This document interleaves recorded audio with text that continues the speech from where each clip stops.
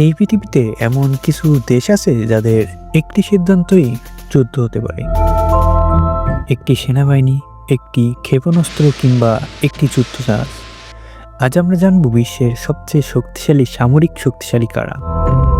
কিন্তু প্রশ্ন হলো, শুধু কি সেনা সংখ্যা, নাকি প্রযুক্তি, পরমাণু শক্তি, আকাশ, সমুদ্র সব মিলিয়েই?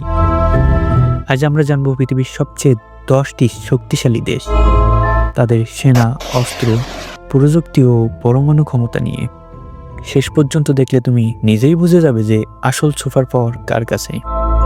কোন দেশের সামরিক শক্তি সবচেয়ে বেশি, এটা নির্ধারণ করে কয়েকটি বিষয়ের উপর, যেমন সমষ্টিয় সেনা সংখ্যা, সামরিক বাজেট, পরমাণু অস্ত্র, বিমান বাহিনী, নৌবাহিনী, প্রযুক্তি ও আধুনিক অস্ত্র ও যুদ্ধের অভিজ্ঞতা। তো 1 নম্বরে আছে যুক্তরাষ্ট্র, ইউএসএ।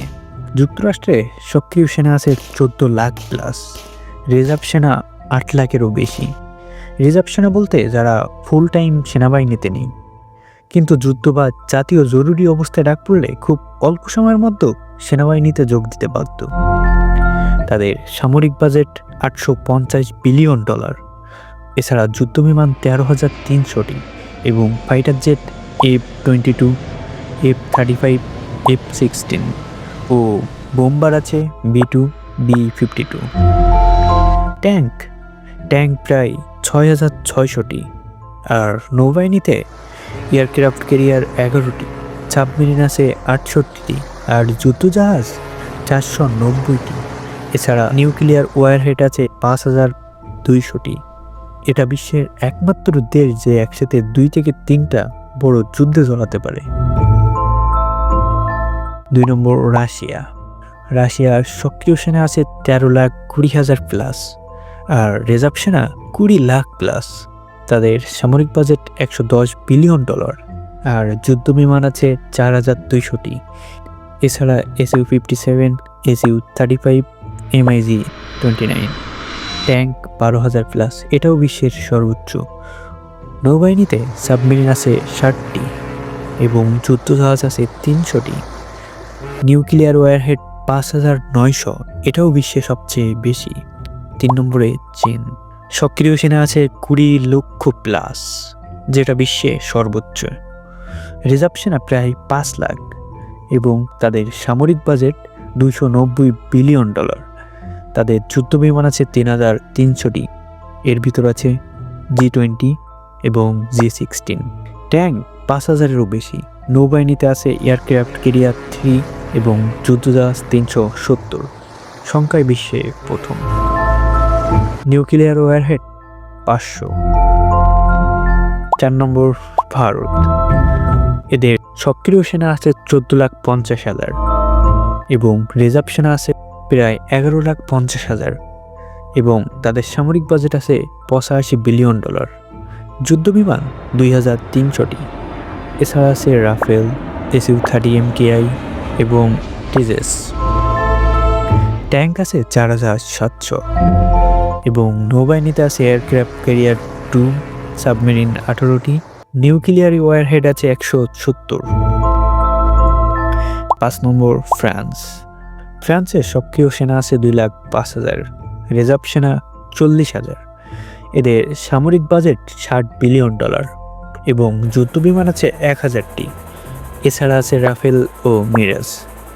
ট্যাঙ্ক আছে প্রায় 400টা এবং নৌবাহিনীতে আছে এয়ারক্রাফট ক্যারিয়ার 1, সাবমেরিন আছে 10টি এবং নিউক্লিয়ার ওয়ারহেড আছে 290।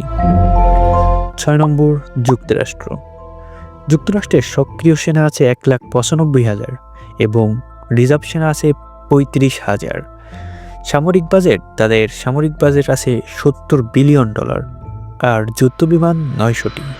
এছাড়া আছে ইউরোফাইটার টাইফুন F-35। ট্যাঙ্কের সংখ্যা 230টা আর নৌবাহিনীতে এয়ারক্রাফট ক্যারিয়ার 2, সাবমেরিন আছে 11টি আর নিউক্লিয়ার ওয়ারহেড আছে 225টি।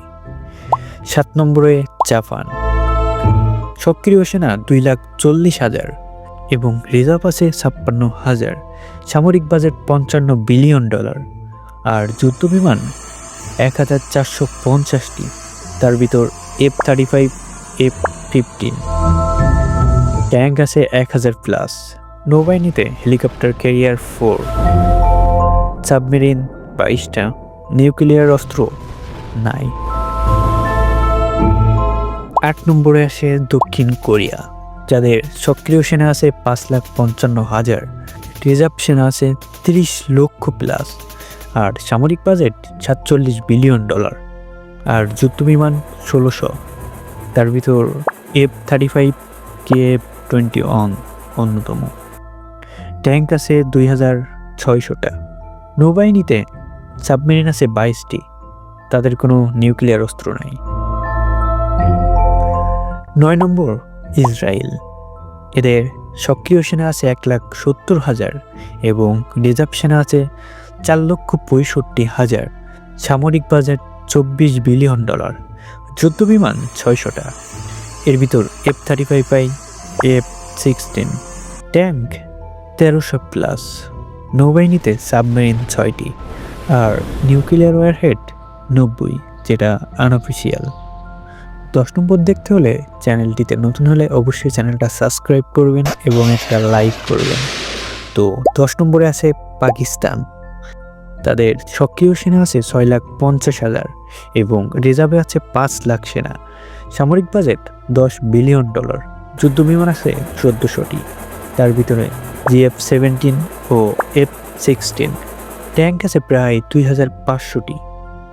নৌবাহিনীতে সাবমেরিন আছে 8টি এবং নিউক্লিয়ার ওয়ারহেড আছে 170টি। আজ আমরা দেখলাম যে কার কাছে কত সেনা আছে, কার কাছে কত যুদ্ধবিমান আছে এবং কার কাছে কত পরমাণু অস্ত্র আছে। কিন্তু সত্যটা হলো, সবচেয়ে শক্তিশালী অস্ত্র কোনো ট্যাঙ্ক নয়, কোনো ফাইটার জেট নয়। সবচেয়ে শক্তিশালী অস্ত্র হলো মানুষ। কারণ ইতিহাস প্রমাণ করেছে যে যুদ্ধে যেতে শুধু সংখ্যা না, যেতে মনোবল, কৌশল আর সিদ্ধান্ত। আজ যুক্তরাষ্ট্র 1 নম্বরে, রাশিয়া পারমাণবিকে এগিয়ে, চীন সংখ্যায় শক্তিশালী, কিন্তু আগামী 10 থেকে 20 বছরের ভিতরে এই তালিকা বদলাতেই পারে। আর তাই পৃথিবীতে শান্তি টিকে আছে শক্তির ভারসাম্যে ও ভয়ের ভারসাম্যে। যদি একদিন এই শক্তির মধ্যে ভারসাম্য ভেঙে যায়, তাহলে পৃথিবী কেমন হবে? তোমার মতে ভবিষ্যতে কোন দেশ হবে বিশ্বের সবচেয়ে সামরিক শক্তিশালী? USA নাকি চায়না, না অন্য কোনো দেশ? কমেন্টে তোমার মতামত লেখো। আমি কিন্তু প্রতিটা কমেন্ট পড়ি। এই ভিডিওটা যদি তোমার একটু ভাবাতে বাধ্য করে, তাহলে লাইক করো। আর পৃথিবীর লুকানো শক্তি, রহস্য আর বাস্তব সত্য জানতে চাইলে এখনই চ্যানেলটি সাবস্ক্রাইব করো।